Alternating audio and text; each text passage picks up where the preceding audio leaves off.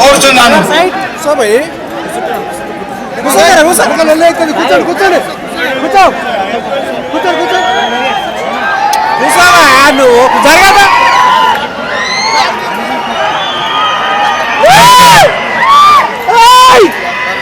నీటిపారుదల శాఖ మంత్రివర్యులు హరీష్ రావు గారు, గౌరవ పార్లమెంట్ సభ్యులు పాటిల్ గారు, మీ ముందు టీఆర్ఎస్ అభ్యర్థిగా పోటీ చేస్తున్న మిత్రులు భూపాల్ రెడ్డి గారు, వేదికను అలంకరించిన టీఆర్ఎస్ స్థానిక సంస్థల ప్రజాప్రతినిధులు, పార్టీ రాష్ట్ర నాయకులు, జిల్లా నాయకులు, నారాయణఖేడ్ నియోజకవర్గ సోదరులు సోదరిమణులందరికీ నమస్కారం. నారాయణఖేడ్లో భూపాల్ రెడ్డి గారు గెలిచిన తర్వాత మంచి అభివృద్ధి కార్యక్రమాలు మీకు జరిగినాయి. అవన్నీ కూడా మీ కళ్ళ ముందరనే ఉన్నాయి. తెలంగాణ ఏర్పడ్డ తర్వాత టీఆర్ఎస్ గవర్నమెంట్లో కూడా ఏం పనులు జరిగినా ఆ పనులన్నీ మీ కళ్ళ ముందర ఉన్నాయి.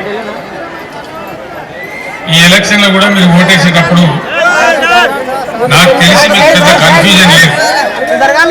ఎందుకంటే ప్రధానంగా రెండింటి మధ్యనే పోటీ ఉంది.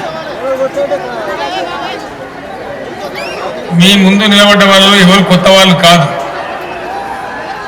40 ఏళ్ళు పరిపాలన చేసిన కాంగ్రెస్, 17 ఏళ్ళు పరిపాలన చేసినటువంటి టీడీపీ, 15 ఏళ్ళు కొట్లాడి తెలంగాణ తెచ్చి 4 ఏళ్ళు పరిపాలన చేసినటువంటి టీఆర్ఎస్. సో రెండు చరిత్రలు కూడా మీ కళ్ళ ముందు ఉన్నాయి. మీరు ఆలోచించాలని చెప్పి కోరుతా ఉన్నా. తెలిసి కూడా తెలియనట్టు అమాయకులుగా ఉండద్దు. దెబ్బతినే ప్రమాదం ఉంటుంది. మీ గ్రామాలకు మీ తండాలకు పోయిన తర్వాత మీరు ఒక విషయాన్ని గ్యారెంటీగా చర్చ చేయాలి. 40 ఏళ్ళు పాలించిన కాంగ్రెస్ రాజ్యంలో 17 ఏళ్ళు పాలించిన టీఆర్ఎస్ రాజ్యంలో కరెంటు ఎట్లా ఉండే, ఇవాళ కరెంట్ ఎట్లా ఉన్నది, ఎందుకు వాళ్ళు ఇవ్వలేకపోయినారు? మీరు ఆలోచించాలని చెప్పి కోరుతా ఉన్నా. ఈరోజు కరెంటు సమస్య సమూలంగా పోయింది. గతంలో ఎప్పుడు వస్తుందో తెలియదు, ఎంతసేపు ఉంటుందో తెలియదు. మోటార్లు కాలినాయి, ట్రాన్స్ఫార్మర్లు కాలినాయి, అందరం కూడా బాధపడ్డాం. ఈరోజు 24 గంటలు వ్యవసాయానికి ఉచితంగా కరెంట్ ఇచ్చే ఒకటే ఒక రాష్ట్రం మొత్తం భారతదేశంలో తెలంగాణ రాష్ట్రం. ఆంధ్ర వాళ్ళని అందరూ తెలంగాణ ఏర్పాటైతే మీకు చీకటి అవుతుంది, మీకు కరెంట్ రాదని చెప్పింది. కానీ ఆంధ్రాలో లేదు 24 గంటల కరెంటు. 24 గంటల కరెంటు తెలంగాణలోనే ఉన్నది. ఆ విషయం మీ కళ్ళ ముందు ఉంది, మీకు తెలుసు ఆ విషయం. నేను మీకు గ్యారంటీగా చెప్తా ఉన్నా, పొరపాటున తప్పిపోయి కాంగ్రెసే గెలిస్తే ఖచ్చితంగా మళ్ళా కరెంటు మాత్రం ఆగమైపోతుంది. మళ్ళీ మొదటి కథ మళ్ళీ కందిలు కొనుక్కోవాలి, దీపాలు కొనుక్కోవాలి. ఎందుకంటే వాళ్ళకి తెలివితేటలు లేవు, చెయ్యరాదు. ఇది రుజువైన చరిత్ర. ఎందుకు చేయలే? వాళ్ళు ఆపిందా? చంద్రబాబు నాయుడు నేను చాలా పెద్ద మేధావిని, ప్రపంచమంతా హైదరాబాద్ సిటీ నేనే కట్టినాడు, హైదరాబాదు ప్రపంచ పటంలో నేనే పెట్టినాడు. నువ్వు పెట్టేవా సత్యనాబాద్ వేరే సంగతి. కానీ నువ్వు అంత తెలివితేటలు అయితే నీ 10 ఏళ్ళ రాజ్యంలో కరెంట్ ఎక్కడ పెట్టావు? హైదరాబాద్ ప్రపంచ పటంలో పెట్టేవో లేదో కానీ కరెంట్ ఎక్కడ పెట్టావని అడుగుతావు. ఎందుకు ఇయ్యలే కరెంటు? తెలివి లేదు, అవగాహన లేదు, నిజంగా చేయాలి అనే తపన లేదు. ఈరోజు బ్రహ్మాండంగా టీఆర్ఎస్ 24 గంటల కరెంటు మీకు ఇస్తా ఉంది. ఎట్టి పరిస్థితుల్లో పోనీయం కరెంట్ అని చెప్పి నేను మీకు హామీ ఇస్తా ఉన్నా. అదేవిధంగా సంక్షేమం అంతా కూడా మీ కళ్ళ ముందర ఉంది. మీరు ఎప్పుడు చూడలే చరిత్రలో కనివిని ఎరగని పథకాలు జరుగుతున్నాయి. చాలా కష్టపడుతున్నాం. రాష్ట్ర ప్రభుత్వ ఆదాయం పెంచినాం. అవినీతి లేదు, కుంభకోణాలు లేవు, దిగమింగుడు లేదు. హైదరాబాద్లో సెక్రటేరియట్లో పైరవికారుల మందలు లేవు, మీ కళ్ళారా కనపడతా ఉంది. భూ కబ్జాలు లేవు, రాష్ట్రంలో గుండాలు లేరు, కుటుంబ బట్టీలు లేవు, పేకాట క్లబ్బులు లేవు, శాంతి భద్రతలు మంచిగా ఉన్నాయి. తద్వారా రాష్ట్ర ఆదాయం పెరుగుతూ ఉంది, పెట్టుబడులు వస్తూ ఉన్నాయి, రాష్ట్రానికి పరిశ్రమలు వస్తూ ఉన్నాయి. ఇవన్నీ కూడా మీరు గమనించాలి. ఓటు అనగానే ఆగమాగం కావద్దు, గత్తర బిత్తిరి కావద్దు. ప్రజాస్వామ్యంలో వ్యక్తులు గెలుచుడు, పార్టీలు గెలుచుడు ముఖ్యం కాదు. నిజంగా బాగా పరిణతి ఉన్న ప్రజాస్వామ్యం అయితే ప్రజలు గెలవాలి. ఎలక్షన్లో ప్రజలు ఏది కోరుతారో ఒకటి జరగాలి. అట్లయితే ఏమవుతుంది? వచ్చే 5 ఏళ్ళు ప్రజల కోరికలు నెరవేరుతాయి, ప్రజల డిమాండ్లు నెరవేరుతాయి. మనం గాలి గత్తర గత్తర ఓట్లేసామనుకో, వచ్చే 5 ఏళ్ళు కూడా గదే గాలి ఉంటుంది. తర్వాత అరిసినా లాభం లేదు. చరిత్రలో ఎప్పుడన్నా అనుకున్నామా 1000 రూపాయల పెన్షన్ ఇస్తారని?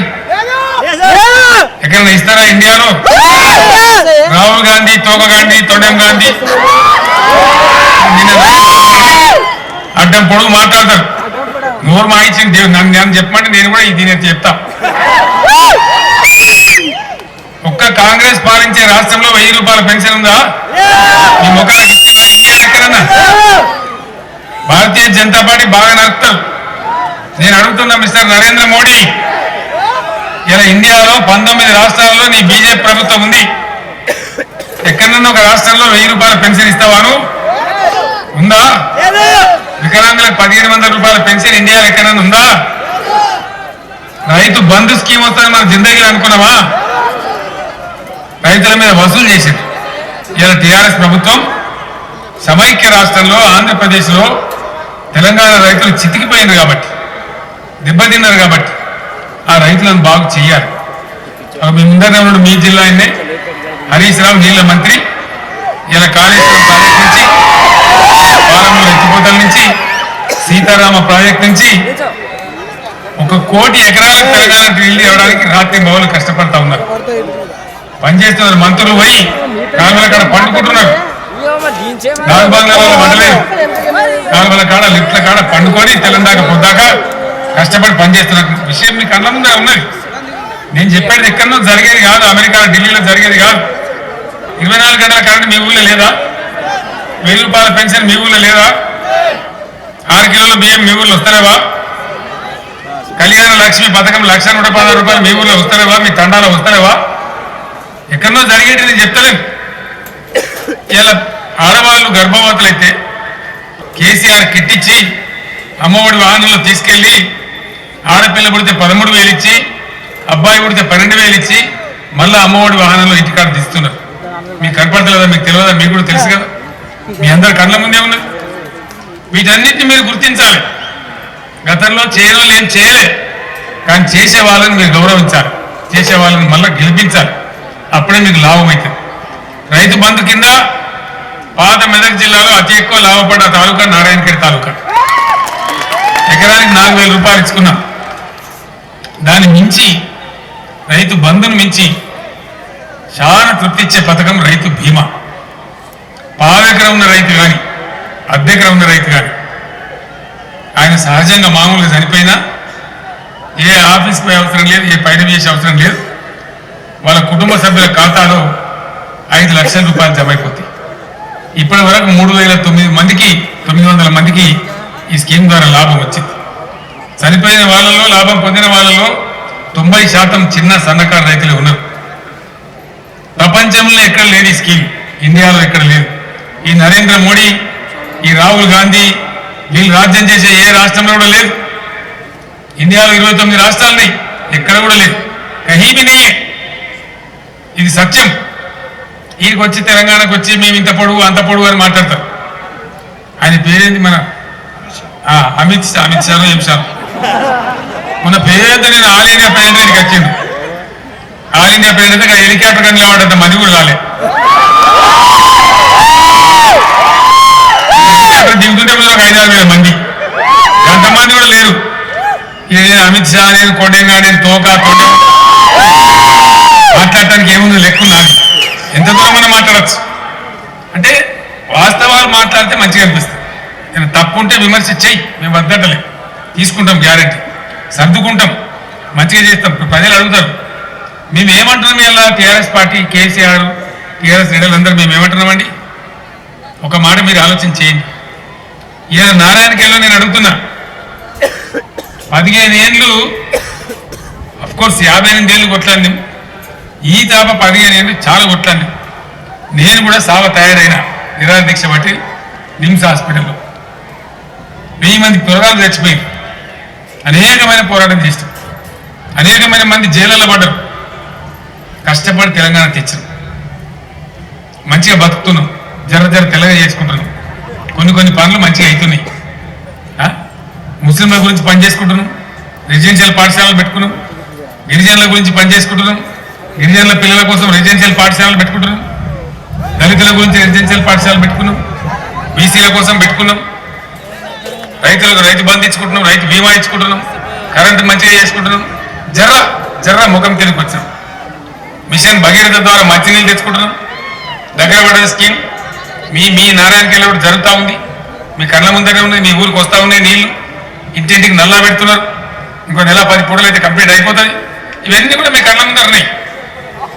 ఇవాళకి తెలంగాణ మీద కాంగ్రెస్ కు నాతో కొట్లాడు శాతం అయితే లేదట.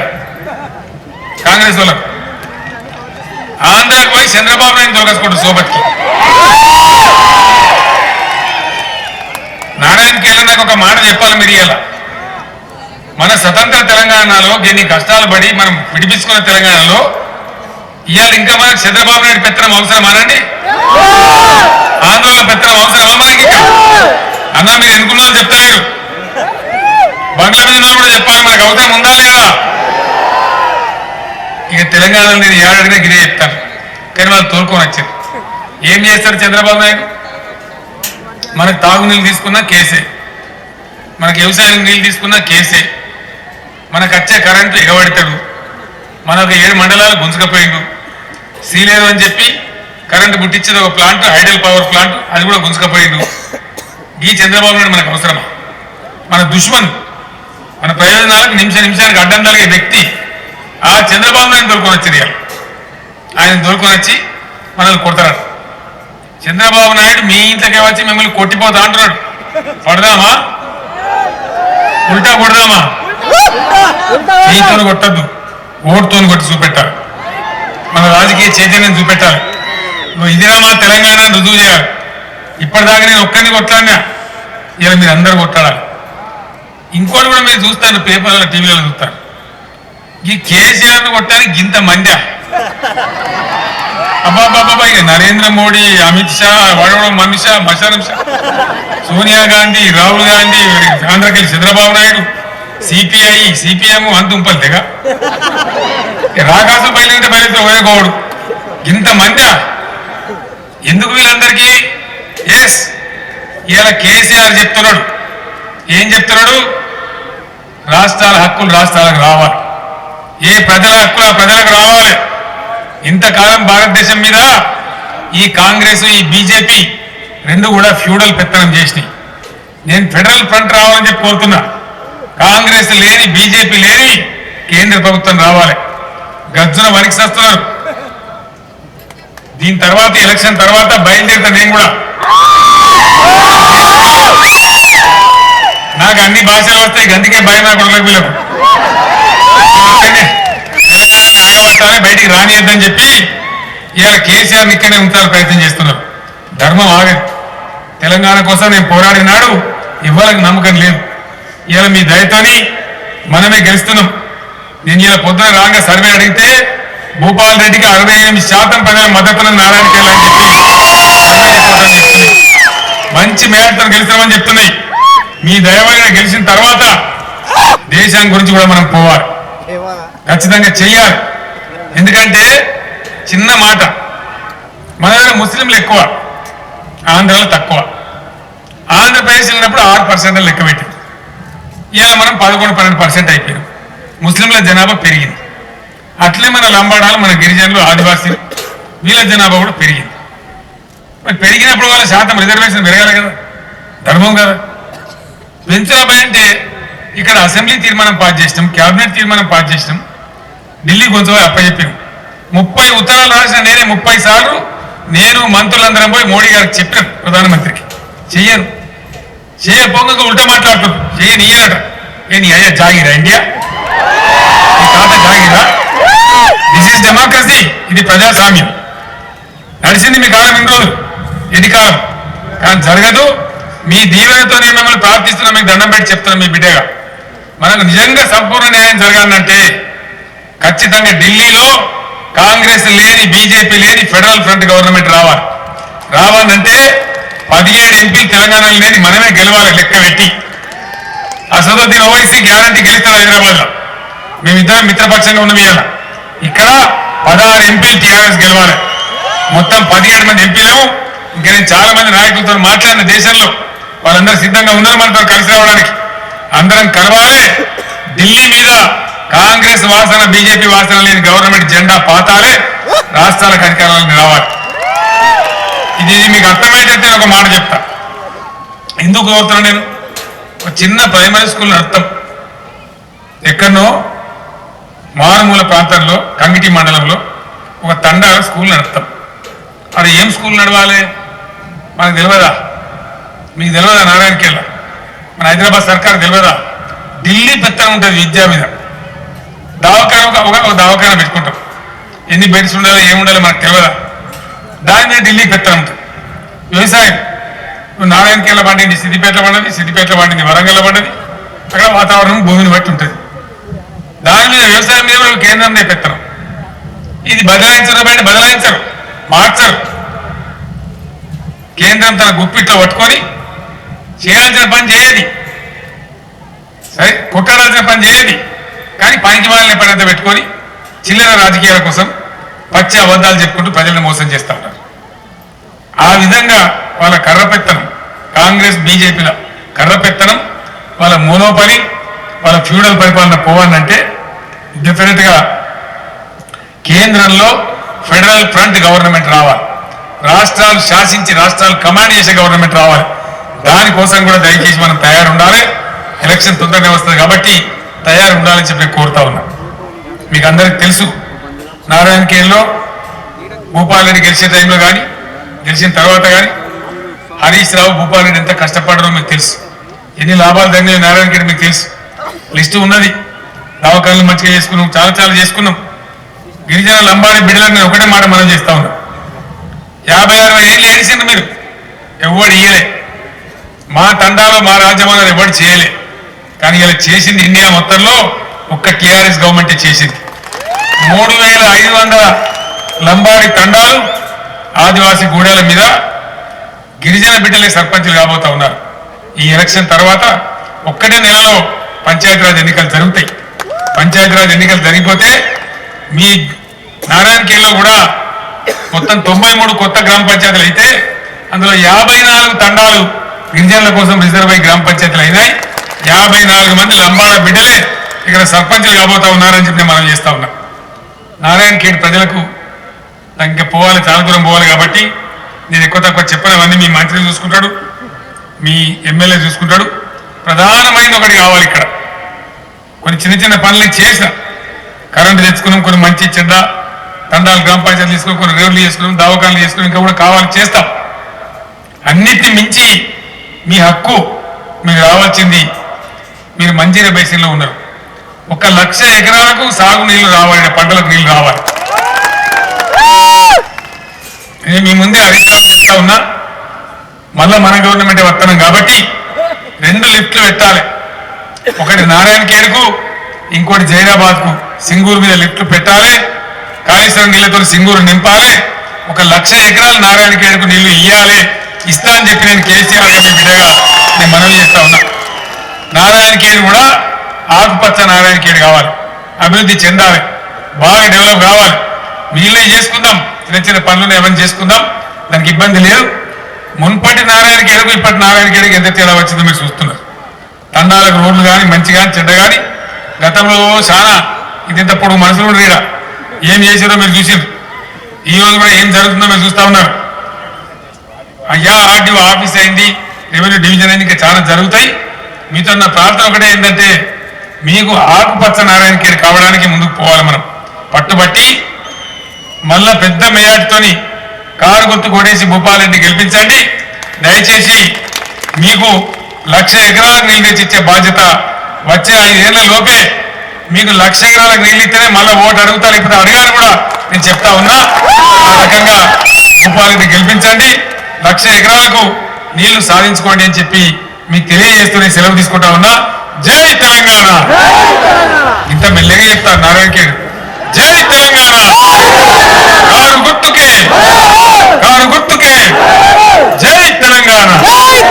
ధన్యవాదాలు.